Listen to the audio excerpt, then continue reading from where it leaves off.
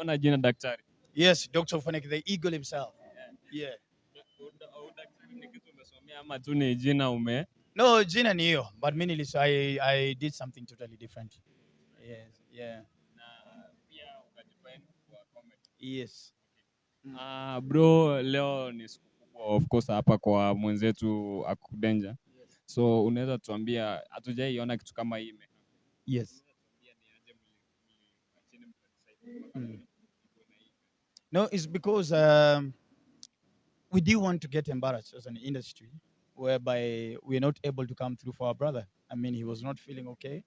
And we thought we had already done a few fundraisings in the past, but we also thought instead of us now going and putting till numbers on billboards, why not come together, use what we are known best for, which is our skill comedy, make people laugh, and of course be able to come through for him in terms of fundraising. And of course hii ni move mzuri sana pia in the future unajua ina bring together hawa watu mko kwa hii industry pamoja. Okay, na so tuna expect pia ma gatherings kama hizi of course si lazima kuchangia mtu but yeah, the industry is changing. The industry is undergoing a transformation. I mean, now we used to have only stand-up comedians, but now we're also having online comedians like of Akina Crazy Kena, Austin Mungai, Akina Wi-Fi, and these guys are coming out strongly, Akina Flaco. So the industry is in a process of transformation. The question is, when the industry transforms, are you going to be there to as the industry transforms, or are you going to be left behind? But we're looking forward to so many of these whereby we are doing shows left, right, and center, not only for fundraising, but also just to bring back the laughter to Kenyans, even after COVID. So individually mmejuana for how long na the guy? No, Akuku, we've known each other for a while, and we work together, and for him, he's actually one of my favorite comedians. Yes.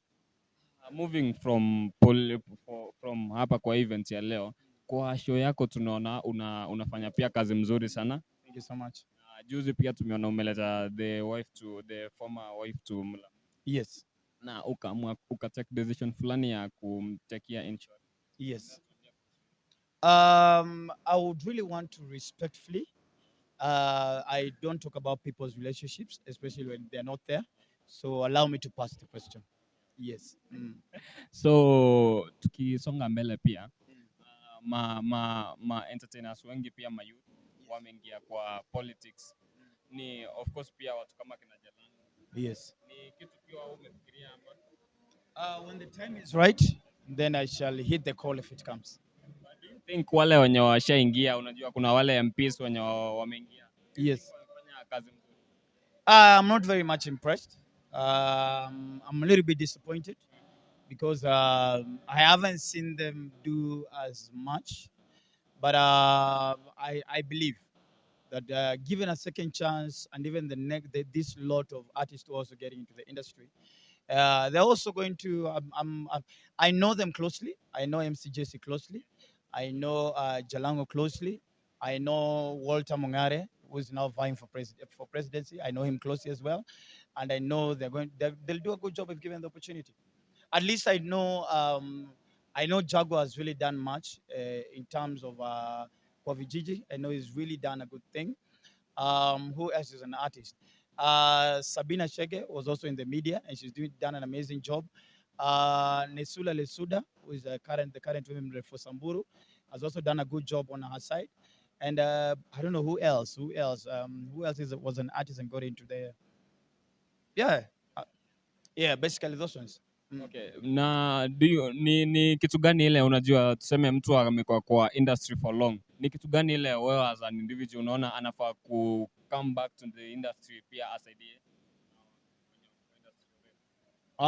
In terms of support talent mingi kwa hizi mageto hizo. No, for me, if you ask me, and being blunt as I always am, I think the government of Kenya has not impressed me. In fact, I'm really disappointed actually with the government of Kenya. We have not done much. The government has not done much in terms of supporting local talent, in terms of the creative industry in Kenya. We fight for our own battles. I mean, if I can still stand here and we are literally taxing even upcoming videographers and photographers, even just a simple drone in the air, we are taxing that. We have put a lot of taxes, even importation of even these equipments that you're using. And if it's so bad that even the Westgate incident, the movie about Westgate actually had to be shot in South Africa, then that means we're doing bad. And today I am challenging the Ministry of Sports, Arts and Culture.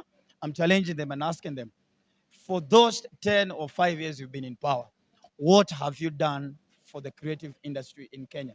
You get, have we opened enough theaters within the counties? Have we opened up regional media houses? Have we done exchange programs for artists to live here, go to Hollywood, go through training, learn a few things, get exposure? Have we done enough, or have we let the creative industry to literally fight for their own? You get, look at what Eric Omondi is doing. Does Eric have to chain himself for the government to hear? You get. So I need the government of Kenya. And I can say this, the government of Kenya has failed.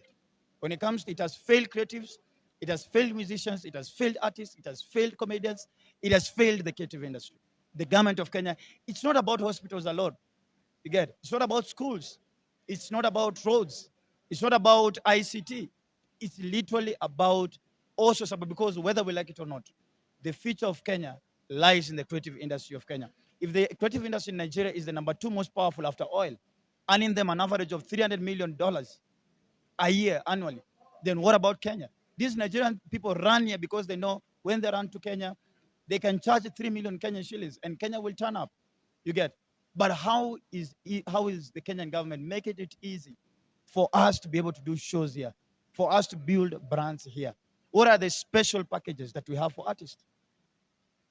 Na pia do you feel, unajua ile body imesimamia entertainment juzi, ile mwenye CEO mwenye amekuwa fired juzi, do you feel hiyo body mwenye anafaa kuisimamia ni mtu of course amekuwa kwa ground, mtu tuseme kama comedian ama any other musician ndo anafaa kusimamia, ama wanafaa tu kuchukua mtu yoyote tu mwenye ajui kenye ina happen kwa ground? If you ask me, there are a lot of brain. I don't want to water down what Dr. Ezekiel Mutua did. He did an amazing job. I will say that without fear of contradiction. He did a good job streamlining the content that we have. But you see, KFCB is not the mother of the entertainment industry. You get, the Ministry of Sports, Youth and Culture is there. They're supposed to be doing these things. You get. But if you ask me, get somebody who understands how the creative industry works to literally work inside. You get. You get somebody. It's the same way. When we are appointing ministers, you appoint somebody who has no knowledge in ICT to be the Hata mtu wa sports ni Get somebody who has never been even in school, never did any sports, being the minister of sports. We are literally awarding positions in terms of preference and how much you've been my friend and how much you collected votes for me. But I'm asking, when are we going to start electing legit leaders to head actually government parastatals that are relevant to who they are? I want to wake up in the morning and see the KFCB being headed by somebody like probably Nice Kedenji, who has been in the industry for somebody like Ken Ambani, who has been here for long. People like this gentleman, or Mr. Ofula, who's one of the longest running actors in Kenya. Let me say somebody who literally understands film and all that content, actually heading KFCB. I want to see OFWENEKE being appointed. Who said I cannot? You get. You call OFWENEKE. I'm a CEO. I'm a CEO of 3 other companies. Who told you I cannot be a CEO of KFCB? I can. You get. And I'm challenging the artists as well. Even as we're challenging the government, challenge yourself as well. You get. You cannot expect to play on international league when you still mingle around with chickens. You cannot be a eagle and mingle around with chickens. Pay for yourself. Go to Hollywood. Pay for yourself 2 weeks. Go do research. I do that every year. Every year I pay for myself 2 weeks to go to the Hollywood. I check around how movies are being shot. I go to all these comedy talk shows. You get. So when I come to Kenya, I'm able to give you guys international standards. So even artists, challenge yourselves. Push yourself outside there. I mean, this is how you earn. I'm a lawyer by profession, but I've never practiced law. For 13 years, this is what I do. Exactly. Speaking of international standards, ni juzi ama jana tumeona actress ame fly kwenda South Africa for kushoot hiyo Bridgerton season 2. Yes. Katie is one of the most amazing actresses that I know.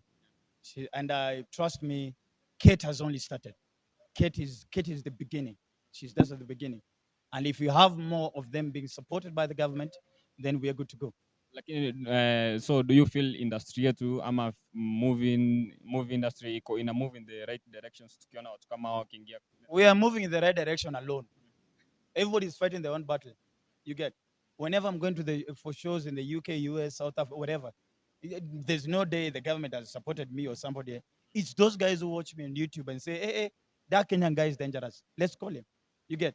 Let's have this culture of making sure that we are cropping this talent right from the start. I mean, if you ask Kate, it's been through her hard work for her to be able to be in South Africa right now.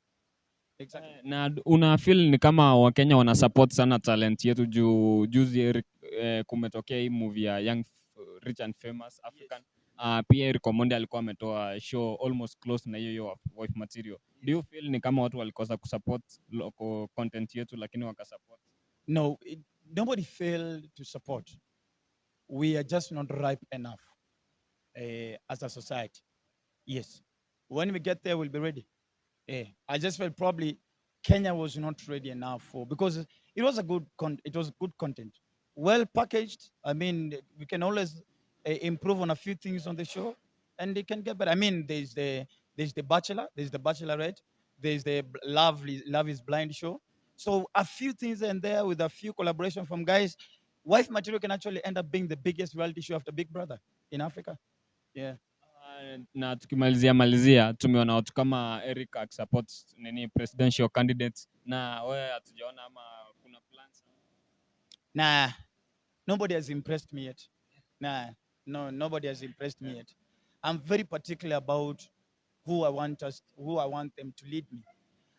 I'm not looking for fanatism. I'm looking for idealistic leaders. I'm looking for somebody who's realistic enough to tell me you cannot use the same campaign strategies that you're using in the past right now. Come and tell me new things. Are you going to make Wi-Fi available to everybody? You get? Are you going to improve the schools? Are you going to build special schools for culture, sports, improving talent? Are we going to now start giving our children enough environment for them to actually decide who they want to be in the future? So until now, none of the presidential candidates has impressed me yet. So if one of them approach utamwambiaje ama? If any of them approaches me, of course, first of all, I'd want to know what they have installed for the future of Kenyans. But then again, if they call me and say, "Oh, Foneke, we want you to MC," I have a family to feed. You get? As long as I'm not pushing your ideas, me, I'm making people hype and enjoying the show. I'm running your program, but I'm not endorsing you. You get? So if I'm still calling, if Raila calls me, DP calls me, Jimmy Wanjigi calls me, Walter Mungare calls me, I will go because I have a family to feed. You get? But I have not endorsed you. I have just run your program as an MC, but I have not endorsed you. So according to you, una feel ni kama kunafaa kuwa na another era ya leaders apart from hao? Wote watoke. Everybody should leave. Tufungue sufuria mpya. Hao wamechomeka. Asante sana daktari kwa kuja kwa show yetu. Last thing unaweza ambia kwa mafans wako kabla? My fans are always my fans. I mean, I think I'm one of the brands that enjoy so much support from Kenyans, and I really appreciate them. I love Kenyans. Kenyans are amazing, beautiful people. Yes, and Kenyans support the industry. Dr. Feneke live imeshika sahihi, inasumbua, inapatia tu stress. Bloggers wanangojanga tu ni nini imesema kwa show ya Feneke, wana pick clickbaits. And then me, I'm anointed bana. Me, whatever I touch turns into gold. When you're anointed, God works through for you. Yeah, so I don't need to fear any human being. Who am I fearing? Sasa hivi unafikiria 13 years unaweza kuja uniambie Feneke, I don't think you are funny. Hiyo ni shida yako. Si shida. Hiyo ni emotion yako. Wewe umechoose kufeel hivyo, si emotion yangu. So sasa niambie Feneke ishia, I don't find you funny. I will not go hang my boots or hang my microphone and say, wow. That's your emotion. You've chose to feel the way you feel, and I will not interfere in that. But those ones who love me, I pray for my fans every single day. And the ones who are watching, I pray that the spirit of laughter will never leave your life in Jesus' name. Thank you so much. You're welcome. And keep on doing what you're doing. Yeah. I'm loving this whole new crew of online. You guys are doing an amazing job. Take it out from there.